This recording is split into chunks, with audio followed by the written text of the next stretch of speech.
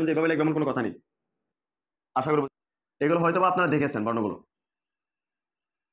আসসালামু আলাইকুম রহমতুল্লাহি ওয়া সম্মানিত মুআল্লিম ভাইরা, আশা করি সকলেই ভালো আছেন। আমি আল্লাহর রহমতে আলহামদুলিল্লাহ ভালো আছি। আমরা ইতিপূর্বে শিখেছি যে কিভাবে স্বরবর্ণ, ব্যঞ্জনবর্ণ এবং স্বরচিহ্ন বেলাগুলোর মধ্যে লিখতে হয় এবং কিভাবে শিক্ষার্থীদেরকে শিখিয়ে দিতে হয়। আমরা লেখাগুলো শিখেছি। আজকের পর্বতে আমরা শিখবো স্বরচিহ্ন 10টি দিয়ে, প্রত্যেকটি স্বরচিহ্ন দিয়ে আমি আলাদা আলাদা করে একটি একটি শব্দ আপনাদেরকে লিখে দেখাবো যে স্বরবর্ণ, ব্যঞ্জনবর্ণ এবং স্বরচিহ্ন দিয়ে কিভাবে শব্দ লিখতে হয়। ভিডিওটি না টেনে মনোযোগ সহকারে শেষ পর্যন্ত দেখতে থাকুন। ইনশাআল্লাহ আশা করি এখান থেকে খুব সুন্দর আপনারা শর্টচিহ্ন 10টি দিয়ে শব্দ লেখা শিখতে পারবেন। আমি এই ভিডিওর মধ্যে ছোট ছোট করে লিখে দেখানোর জন্য চেষ্টা করব।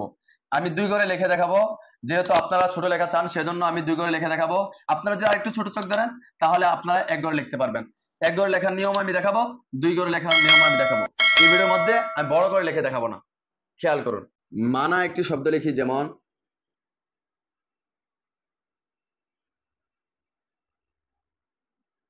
এই বর্ণগুলো কিভাবে লিখবেন আগে কিন্তু শেখানো হয়েছে। এখন এখানে বর্ণগুলো কিভাবে লিখবেন দেখানোর কোনো প্রয়োজন নেই। এবার ম আকার দিবেন,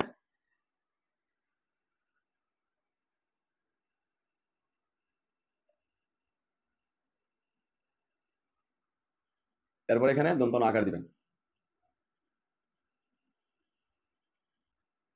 একটি কথা হলো যে ভাই, আপনি যদি বড় করে লেখেন অবশ্যই ছোট করে লিখতে পারবেন।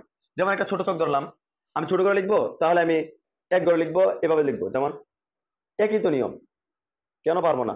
আপনারা শুধু বলেন যে ছোট ছোট করে লিখে দেখানোর জন্য। ছোট করে লিখলে মোবাইলের মধ্যে বুঝতে কষ্ট হয়।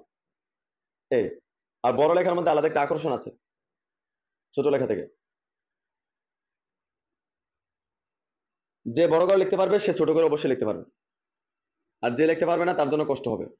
আমার কথার দ্বারা রাগ করিয়েন না, বুঝতে মনে হয় আপনাদের কষ্ট হয়। এবার ছোট করে লিখবেন, আরো ছোট লিখবেন, লেখেন। চোখটা চোখটা আরেকটু ছোট করে ধরেন, ছোট করে ধরে আপনি ছোট করে লেখেন, সমস্যা কি? কিন্তু খদের লেখা তাড়াহুড়ো করে লেখা যাবে না। খদের লেখাগুলো আস্তে আস্তে করে লিখতে হবে। যেমন এই লেখেন, ছোট করে লেখেন, সমস্যা নেই। আরো ছোট করে লিখবেন, আরো ছোট চোখ ধরেন। কথা বুঝেছেন? লেখা যাবে, আশা করি বুঝেছেন। রস্বইকার যুগে একটি শব্দ লিখি, যেমন এই লেখাগুলো খুব আস্তে আস্তে লিখতে হবে।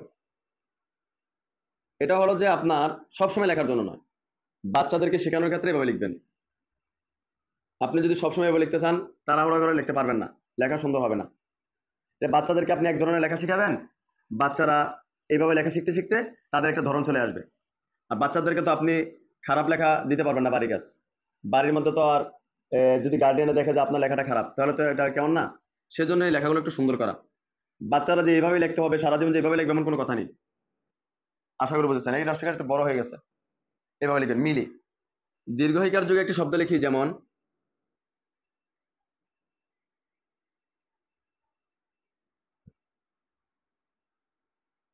খেয়াল করুন, এখান থেকে আপনি দীর্ঘ কেটে দেবেন, দিয়ে এভাবে নিয়ে দীর্ঘ কিভাবে লিখবেন এভাবে আলাদা ভিডিও দেওয়া হয়েছে। অবশ্যই ভিডিও ডিসক্রিপশন বক্সে গিয়ে সেই ভিডিওটা দেখে নেবেন। বর্ণর জন্য আলাদা ভিডিও দেওয়া হয়েছে। শীত, আশা করি বুঝতেছেন। রস্যকার যুগে একটি শব্দ লেখা শিখি, যেমন যদি 2-3টি করে শব্দ লেখা দেখাই তাহলে ভিডিওটা লম্বা হয়ে যাবে, সেজন্য একটি একটি করে দেখাচ্ছি।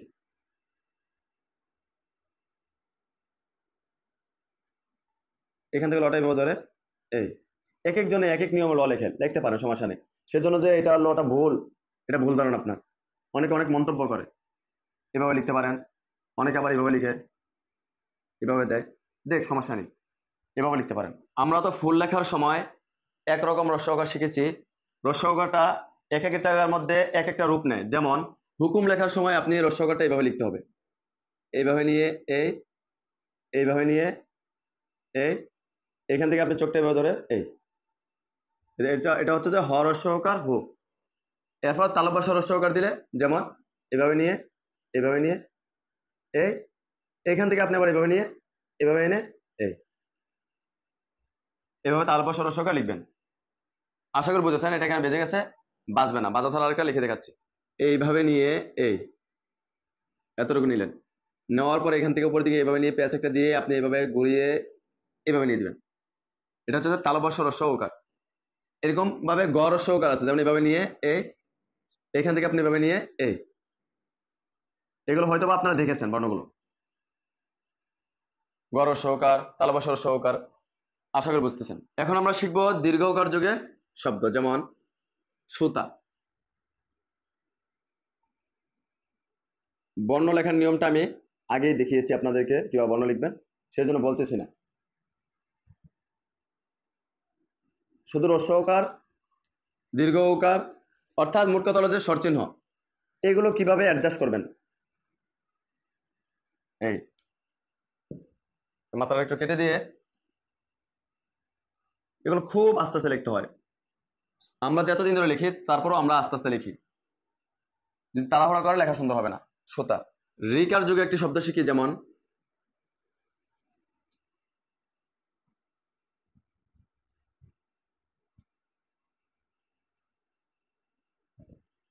দরিকার ড বিন্দু র, দীর।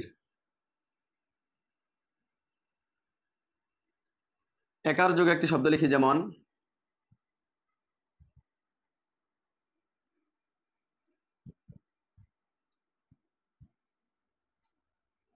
ময়কার। শুধু আপনাদের সুবিধার জন্যই ছোট করে লিখে দেখানো, আর নয় বড় করে লিখে দেখাতাম, যেহেতু আপনারা চাচ্ছেন ছোট করে লিখে দেখানোর জন্য, এই জন্য মেনে। ঐকার যুগে একটি শব্দ লেখা শিখি, যেমন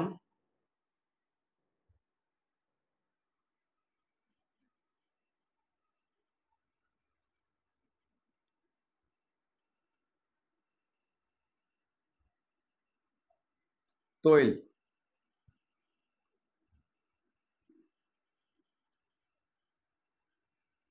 ওকার যুগে একটি শব্দ লিখি, যেমন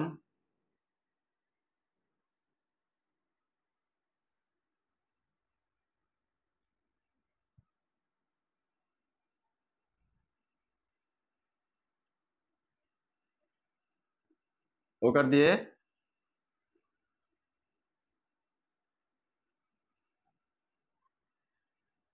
লোভ।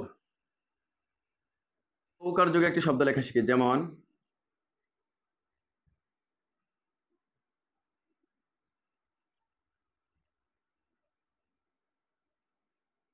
আপনি আপনার আন্দাজ মতো মাত্রা দিয়ে দিবেন, কোনো সমস্যা নেই। এখান থেকে আমি নিয়ে এই নৌ,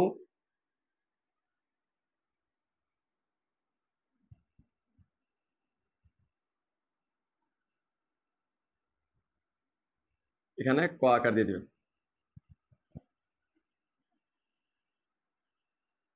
নৌকা।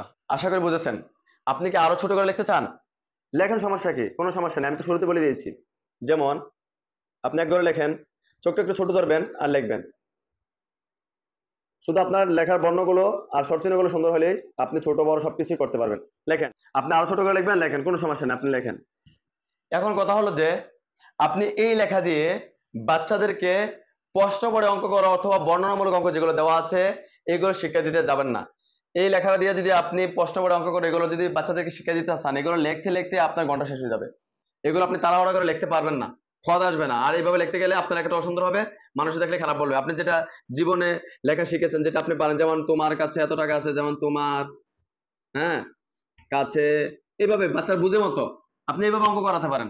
আমি জাস্ট একটা ধারণা দিলাম। এবার তোমার কাছে এত টাকা আছে, আর এত টাকা হলে কত টাকা হবে, এইভাবে যে অঙ্কগুলো করান, সেই ক্ষেত্রে আপনি এই লেখাটা ব্যবহার না করলে ভালো, আমি মনে করি। যেটা এই লেখাগুলো আপনি তাড়াতাড়ি করে লিখতে পারবেন না, তখন তো অঙ্কটা আপনি তাড়াতাড়ি বুঝিয়ে দিতে হবে বাচ্চাদেরকে। আপনি যে খত করে লিখতে লিখতে যদি দিন চলে যায়, তাহলে কখন আপনি অঙ্কটা করাবেন। অনেকে আমাকে বলে যেভাবে দেওয়ার জন্য, কে কি বলে না বলে সেটা তো আমি জানি, আমার সাথে না যোগাযোগ হয়, সেজন্য বলতেছি।